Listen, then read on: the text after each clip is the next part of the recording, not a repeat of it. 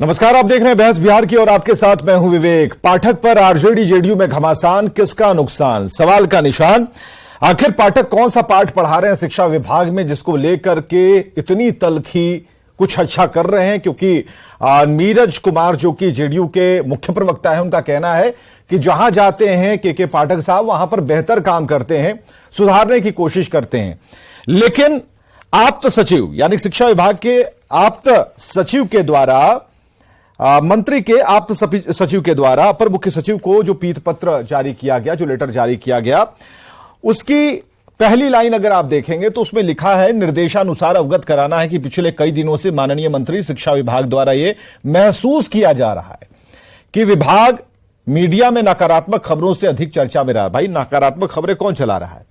नकारात्मक खबरें यानी कहीं टीचर नहीं पहुंच रहे होंगे समय पर, कहीं मिड डे मील वाला भोजन नहीं मिल पा रहा होगा, कहीं बच्चे गायब होंगे, उपस्थिति कम होगी, स्कूल का भवन छज्जा सब गिर रहा होगा, यही खबर होगी। इसे नकारात्मक कैसे? ये तो जगाने वाली खबरें हैं और इसे कहीं ना कहीं प्रतिबंधित करके सामने लाया जा सकता है जिससे कि उसमें सुधार की नई गुंजाइश पैदा हो सके। लेकिन सवाल यह है कि इस पूरे पत्र में 8 पॉइंट में मीडिया पर कवरेज का भी अंकुश है कि कैसे वो चैंबर में घुस जाते हैं, कैसे सवाल पूछते हैं, मीटिंग हमारी होती है, उन्हें कैसे पता चल जाता है कि कल हम वहां जाकर फीता काटने वाली, सारी चीजें इसके अंदर लिखी हुई हैं। सवाल है कि अगर के पाठक जो करना चाह रहे हैं और जिस तरीके से विभाग को एक बेहतर फॉर्म में लाना चाह रहे हैं, इससे किस परेशानी हो सकती है? हो सकता है वैसे लोग हों जो कि जिनका जो पूरा सर से लेकर पैर तक भ्रष्टाचार में डूबा हो, उन्हें कष्ट हो सकता है। कौन है ऐसे लोग? उन्हें चिन्हित करना विभाग के मंत्री भी चाहते हैं, के पाठक भी चाहते हैं, शिक्षा मंत्री चाहते हैं, क्योंकि कई बार वो कह चुके हैं कि हम चाहते हैं कि शिक्षा व्यवस्था बेहतरीन हो, बेहतर से बेहतरीन हो, और के पाठक भी वही काम कर रहे हैं। फिर इस पर घमासान मचने की क्या सी बात है? हम डिबेट शुरू करते हैं और सीधे डिबेट में ही आते हैं। अखिलेश सिंह प्रवक्ता बीजेपी से हमारे साथ हैं, स्वागत करना चाहेंगे। जय यादव प्रवक्ता आरजेडी से हमारे साथ हैं, इनका भी स्वागत है। भारती मेहता का स्वागत, प्रवक्ता जेडीयू से। नितिन भारती शिक्षाविद हमारे साथ मौजूद, बहुत स्वागत है। और रजनीश भी हमारे साथ जुड़े हुए हैं और विशेष तौर पर रजनीश को हमने शामिल किया है। ठीक है, लेकिन सबसे पहले हम जरा जेडीयू के पास चलते हैं, माफ कीजिएगा आरजेडी के पास हम चलेंगे, एजे यादव जी के पास। एजे यादव जी, जरा बताइए इस पत्र का क्या मतलब है? इसमें जो बातें लिखी हुई हैं, ऐसा लग रहा है कि हम बहुत दुखी हैं, बहुत कुछ गलत चल रहा है, ऐसा नहीं होना चाहिए था और ये कष्ट अब झेला नहीं जा रहा है, इसलिए भाई देखिए जरा इसको देख लीजिएगा, ये अपर मुख्य सचिव को लेटर दिया गया। ऐसा क्या हो रहा था जिससे माननीय मंत्री को कष्ट है? देखिए विवेक जी, हमें ये याद रखने की जरूरत है कि हम एक लोकतंत्र में रहते हैं, हमारा एक संविधान है। संविधान में जो चुने हुए प्रतिनिधि विधायक होते हैं, मंत्री होते हैं, उनका स्थान ऊंचा होता है। उसके नीचे एग्जीक्यूटिव्स होते हैं, जो मंत्री होते हैं, विधायक होते हैं, लेजिस्लेचर्स होते हैं, जो अफसर होते हैं, एग्जीक्यूटिव्स होते हैं। मंत्री के कलम से ही लॉज बनता है और उस लॉ को एग्जीक्यूट और अफसर करते हैं, या जिन्हें हम नौकरशाह करते हैं वो करते हैं। तो अच्छी काम सुन रहे हैं पाठक जी के बारे में, वो ये कर रहे हैं, वो कर रहे हैं, अच्छी काम कर रहे हैं। अच्छी काम अगर वो कर रहे हैं तो मंत्री जी से सलाह मशवरा लेने में क्या दिक्कत है? अगर आप रैंक अगर आप बात ना काटे विवेक जी, नहीं समझ गए, पहला पॉइंट अगर एग्जीक्यूटर्स तो हैं आपके पाठक जी, लेकिन उससे हमारा जो संविधान है वो प्रतिनिधि को, और अगर मंत्री है तो मंत्री सरकार है, विभाग के मुखिया है, तो उनके नॉलेज में हर चीज होना हमारा संविधान करता है। पाठक जी विद्वान है, एक एक मुद्दे को हर विभाग में वो सुधारना है, तो ये छोटी सी चूक उनसे कैसे हो गई, ये सोचने की बात है। दूसरी बात विवेक जी कि ठीक है काम अच्छा हो रहा है, लेकिन आपको प्रायोरिटी सेट करना पड़ेगा कि सबसे पहले क्या करना है। कॉलेज का सेशन स्लेट है, आप उसको सुधारिए। आप देखिए बच्चों को जो स्टूडेंट क्रेडिट कार्ड मिलता है वो बच्चों को मिल रहा है कि नहीं, जिसके वजह से उनकी हायर एजुकेशन बाधित हो रही है, आप ये प्रायोरिटी सेट कीजिए। जो शिक्षक हैं, अगर आपने कहा है कि उन्हें फॉर्मल ड्रेस पहन के पढ़ाना है, अच्छी बात है। 90% से कम बच्चे होंगे तो उनका वेतन कटेगा, ठीक है, लेकिन जो शिक्षक है हमेशा आपको मदद किए हैं। पशु गिनना होता है तो वो सबसे पहले आगे आते हैं। अभी जातीय जनगणना की बात में भी शिक्षकों को लगाया गया था, पशु गणना हो तो शिक्षक लग जाते हैं, आपका पोलियो ड्रॉप्स है उसमें लग जाते हैं। तो जब शिक्षक हमेशा आपको मदद देते हैं तो आप उन्हें समय दें। जो लगातार बिगड़ा हुआ था, जो बच्चे नहीं आ रहे थे, आप एक फरमान कर देंगे हिटलर शाही की तरह कि कल से अगर नहीं आएंगे तो आपका वेतन कट जाएगा। आप उन्हें समय दें। बहुत जो शिक्षक है बहुत लायक है, लगता कि बहुत समय दिया गया, कई बार समझाया गया। जितनी बातें, जितनी आप चीजें गिना रही हैं, मैं उन बातों का इसलिए जिक्र कर रहा हूं कि सारी कवरेज जो है हमारे सहयोगी रजनीश करते हैं, शिक्षा विभाग वही देखते हैं, और रजनीश ने पूरी ईमानदारी के साथ सारी खबरों को दिखाया। इसमें कहने में हमें कोई गुरेज नहीं है, पूरे दमखम के साथ हम कह सकते हैं।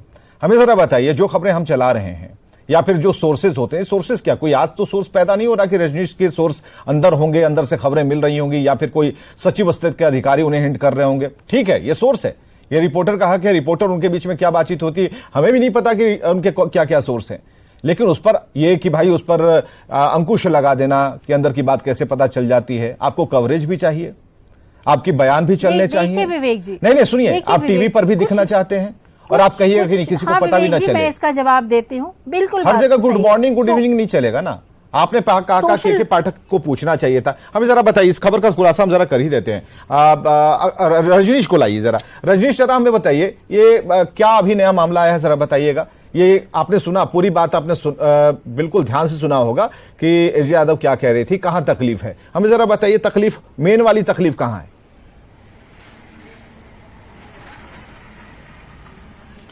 बिल्कुल, देखिए के पाठक कड़क मिजाज के आईएएस हैं और इनके मिजाज से हर कोई वाकिफ है, और यही मिजाज की वजह से सीएम नीतीश कुमार ने इन्हें शिक्षा विभाग का जिम्मा दिया। जाहिर है 1 माह भी नहीं हुए हैं और के पाठक रंग में दिखने लगे हैं, और उसके साथ साथ इन्होंने मास्टर प्लान तैयार कर दिया। इससे पहले जो भी एसीएस होते थे हम कवर करते थे, लेकिन मास्टर प्लान और टास्क नहीं दिया जाता था। इस बार बोझ इसलिए लग रहा है क्योंकि के पाठक ने एक साथ विश्वविद्यालयों पर प्राइमरी से लेकर सेकेंडरी तक के स्कूलों पर नकेल कसना शुरू कर दिया है, चूंकि आदत थी नहीं और नई आदत लगा दी गई है। समय पर स्कूल जाइए, समय से स्कूल से बाहर निकलिए, समय पर कॉलेज आइए, समय पर कॉलेज से बाहर निकलिए। ये तमाम चीजें जो है एक तरह से नागवार गुजरने लगी है। और मैं बता दूं आपको कि आज स्कूली व्यवस्था की मैं रिपोर्टिंग करता हूं। वास्तव में 1 महीने के अंदर जो सुधार हम देख रहे हैं, वास्तव में अगर ये सुधार कंटिन्यू रह जाए तो स्कूल की व्यवस्था बदल सकती है। दूसरी बड़ी बात कि के पाठक मीडिया में नहीं आते हैं। अगर मंत्री जी जानते हैं कि रॉबिन हुड की भूमिका अगर के पाठक निभा रहे हैं, तो मैं बता दूं एज ए रिपोर्टर कि आज तक मंत्री ये के पाठक पदभार ग्रहण करने के बाद मीडिया से इंटरेक्शन नहीं किए हैं। उन्होंने कोई मुलाकात नहीं की है, ना तो न्यूज 18 से, ना ही किसी पत्रकार से। और मुझे जानकारी कहां से मिलती है, सोर्सेस का जिक्र नहीं करेंगे। एजे यादव जी, कोई गीता नहीं है जिस पर शपथ लेकर रजनीश कहें जो कहूंगा सच के सिवा कुछ नहीं कहूंगा। रजनीश जो बोलते हैं वो अंतिम लाइन होती है और वही खबर बनती है। हमें जरा बताइए, हमें तो भरोसा है, पूरा भरोसा है रजनीश पर। आप जरा बताइए, जो रजनीश कह रहे हैं उसे आप काटेंगे इस वक्त? विवेक जी, देखिए, विभाग चलता है मंत्री से, और उसके बाद जो एग्जीक्यूटिव्स होते हैं, जो अफसर्स होते हैं, जो ऑफिसर्स होते हैं, प्रधान सचिव हो, उनके नीचे दोनों के तालमेल से चलता है। अगर एक जो एग्जीक्यूटिव्स हैं, जो प्रधान सचिव है, वो सोच लेंगे कि ये मंत्रालय कंप्लीट मेरा है, बिना सलाह बात कंप्लीट करने की, सुनिए एक संविधान में ये नहीं हो सकता है। सुनिए, हमारे भी एडिटर छुट्टी पर जाते हैं ना, तो ऐसा थोड़ी है। उनको अपने अंदर काम करने वाले अपने सहयोगियों पर भरोसा होता है, इसीलिए जाते हैं। और ऐसा थोड़ी है सभी का अपना। सुनिए, बेहतर काम हो रहा है, सब कुछ बढ़िया, बढ़िया तरीके से सारी चीजें चलती हैं। हमें जरा ये बताइए, हर बार जाकर के ये आप कह रही हैं कि ये संस्कृति में आए कि के पाठक जाएं, गुड मॉर्निंग कहें कि सर आज ये वाला कर रहा हूं, मैं संविधान की बात कर रही हूँ विवेक जी। हाँ। मैं संविधान की बात कर रही हूँ, और आप अपने चैनल में कौन क्या नहीं, मैं तो एग्जांपल दूंगा ना, मैं तो जोड़ूंगा, हमारा काम है जोड़ना। आप कैसे एग्जांपल देंगे जब दोनों कनेक्टेड ही नहीं है? नहीं, संविधान की बात कर रही हूँ, कनेक्शन समझिए ना। विभाग में मंत्री होते हैं, अब भरोसा है के पाठक पर? पहले तो ये बताइए, शिक्षा मंत्री को क्या के पाठक पर भरोसा है? के ही चलाते हैं। अब अगर मंत्री जी अपने एग्जीक्यूटिव्स को साइडलाइन कर दे, तो आप बोलेंगे मंत्री जी सब कुछ खुद कर रहे हैं। भरोसा है ना के पाठक पर? ये भरोसा तो मंत्री जी पे भी है। आप बता नहीं रही हैं, हम तो पूछ रहे हैं के पाठक पर भरोसा है कि नहीं? के पाठक जी अपने मन से कोई निर्णय नहीं ले सकते हैं जब तक मंत्री जी साइन नहीं करे। मुखिया तो विभाग भारती मेहता जी, प्रवक्ता जेडीयू से आइए जरा। भारती मेहता जी, 1 मिनट रुक जाइए जी। हाँ, आ रहे हैं, आपके पास बराबर आना होगा आज। हाँ, भारती मेहता जी जरा आइए। भारती मेहता जी, एजे यादव ने साफ तौर पर कहा कि भाई ये उन्हें पता होना चाहिए, मंत्री वो नहीं है, वो सचिव है, और मंत्री जो है वो चंद्रशेखर बाबू हैं, उनके पास आना होगा, आप जो करने वाले हैं उसके बारे में जानकारी देनी होगी। यहां पर उनसे चूक हो गई, अभी तक मुझे यही समझ में आया। इससे अलावा अगर आपको कुछ अगर समझ में आया, कोई आपत्ति यहां दर्ज करानी है या फिर आपको लगता है कि ये गलत दिशा में जा रहा है, तो आप कह सकती हैं। जी विवेक जी, जो एजिया यादव जी ने कहा, मैं सहमत हूं उससे कि एक कार्यपालिका के प्रधान है, एक विधायिका के प्रधान है। मगर इसके साथ एक चीज मैं कहना चाहूंगी कि शिक्षा के अपर मुख्य सचिव जो के पाठक जी हैं, उनकी गिनती एक अच्छे और शानदार पदाधिकारी के तौर पे होती है और सामान्य तौर पर माना जाता है कि वो जिस भी विभाग को संभालते हैं वह चीजों को और बेहतर करने की दिशा में कदम उठाते हैं। ऐसा परसेप्शन है उनके बारे में। और मगर साथ ही एक चीज ये भी लोकतंत्र में ये अपेक्षा होती है कि कार्यपालिका और विधायिका में संतुलन रहे। ये अपेक्षा तो निश्चित तौर पर दोनों पक्षों से की जाती है। हाँ, जहां तक एग्जीक्यूट कराने की बात है, तो चूंकि कार्यपालिका का जो प्रमुख होता है उसी चीजों को एग्जीक्यूट कराना होता है। और अभी जैसा कि रजनीश जी भी बता रहे थे, जो संभवतः शिक्षा को देखते हैं, कि स्वाभाविक है कि जब कुछ करे नियम बदले जाते हैं तो चीजें थोड़ी सी खलबलाहट होती है उस विभाग में, और जो पुरानी आदतें हैं वही रजनीश जानने के लिए गए थे मैडम। रजनीश कैमरा माइक लेके वही जानने गए थे कि खलबलाहट कहाँ हो रही है। अगर के पाठक आए हैं तो किन्हें दिक्कत हो रही है। बेहतर ढंग से चीजें हो, उस दिशा में ही ये तमाम प्रयास है। चलिए रजनीश को जरा लाइए। रजनीश जी, जरा हमें एक बिल्कुल क्लियर कीजिए, आज जो भी इस वक्त बड़ी खबर जो आपने बताई 7 बजे सबसे बड़ी खबर यही थी, हमें जरा बताइए क्या गड़बड़ी हुई है, कष्ट किन्हें हुआ होगा, जरा उन लोगों के बारे में बताइए।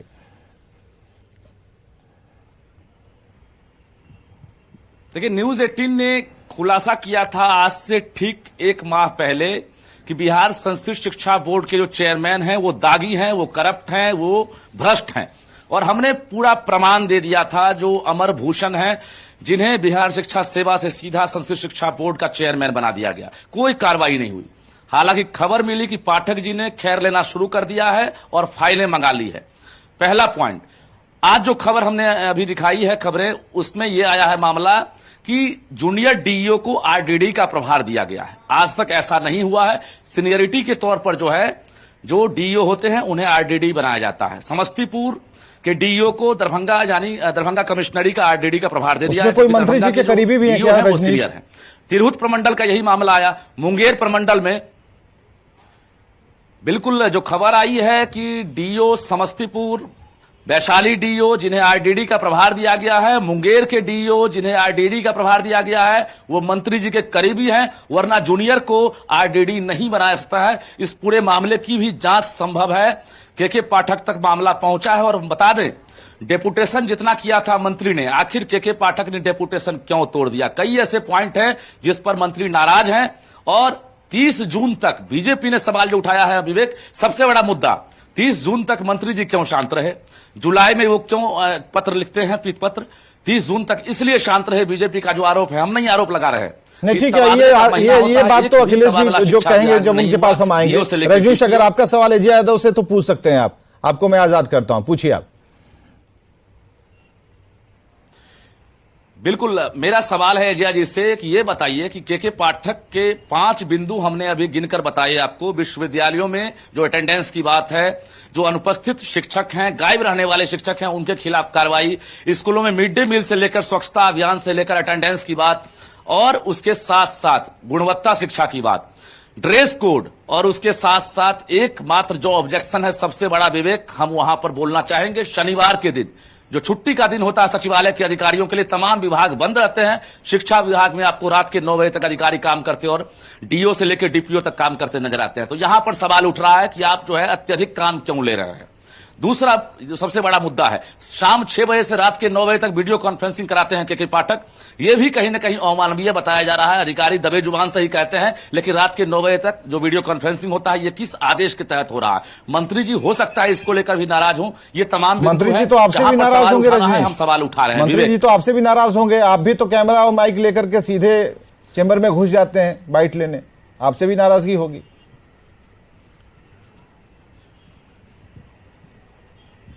बिल्कुल विवेक, मंत्री जी को ये पता है कि जो सच्चाई होती है हम वही दिखाते हैं, हम बनावटी खबरें नहीं दिखाते हैं। अखिलेश जी और अपना सबसे अपनी बात कहिए, अखिलेश जी नहीं है, बीजेपी से नाराज हों या ठीक फिर है, हमसे ठीक है खुश हों, रजनीश, हमें मतलब अखिलेश जी जी अभी सवाल किससे था? मुझसे अभी नहीं, सवाल नहीं। अखिलेश जी, हाँ आपके जो आरोप है आप बता सकते हैं, क्योंकि समय की कमी होती है। एजे यादव जी के पास हमको बराबर आना पड़ेगा। अखिलेश जी नहीं, देखिए असल है क्या कि अभी बताया गया कि प्रायोरिटीज की बात, तो प्रायोरिटीज तो मंत्री जी के सामने आ गई है। मंत्री जी की प्रायोरिटी जो है वो तो अभी अन्य बातों पर है। शिक्षा विभाग तो उनके प्रायोरिटी में था नहीं, उनके प्रायोरिटी में तो रामचरितमानस था। खैर छोड़िए उस बात को। रामचरितमानस की प्रायोरिटी से जब निकले तो जून तक ये अपना काम करते रहे, और जून 30 जून के बाद ये शुरू हुए कि अब जो है सो कि ये मतलब कि के पाठक से इनका झंझट है।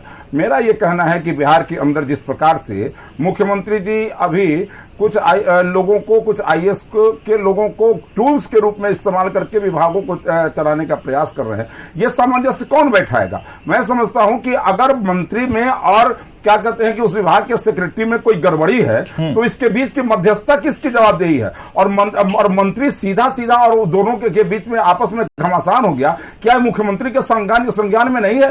क्या मुख्यमंत्री के पास ये विषय नहीं जाना था और मुख्यमंत्री जी को इसमें नहीं कुछ करना चाहिए था? मैं एक बात आपको निश्चित रूप से एक बात कहना चाहता हूं कि अभी कह रही थी कि सब कुछ पूछ के करना चाहिए, उनसे बात कर क्या क्या पूछना चाहिए ये भी बता देना चाहिए कि हाँ उनसे क्या क्या पूछना चाहिए। लेकिन कुल मिला के बात यह स्थिति है कि अराजक स्थिति है। अधिकारियों में और नेताओं में जिस प्रकार का घमासान मचा हुआ है, हाँ। ये सेशंस लेट है, बाकी सब लेट है, ये प्रायोरिटी नहीं है। प्रायोरिटी तो राजनीति करना है। प्रायोरिटी तो ये है कि किसी प्रकार से बिहार के लोगों को बांटना है और बांट करके। ठीक है, ये अंतिम सवाल आपने अच्छा किया हमारे लिए छोड़ दिया है। नितिन भारती शिक्षाविद है। नितिन भारती जी, शिक्षाविद होने के नाते इस पूरे मसले को कैसे देख रहे हैं आप? क्या सुधार होना चाहिए? क्योंकि पूरा बिहार समझता है, चाहता भी है कि शिक्षा में सुधार हो, उसका लेवल बढ़िया हो, ऐसा हो कि दिल्ली वाले आए पटना पढ़ने के लिए, लेकिन ऐसा हो नहीं रहा।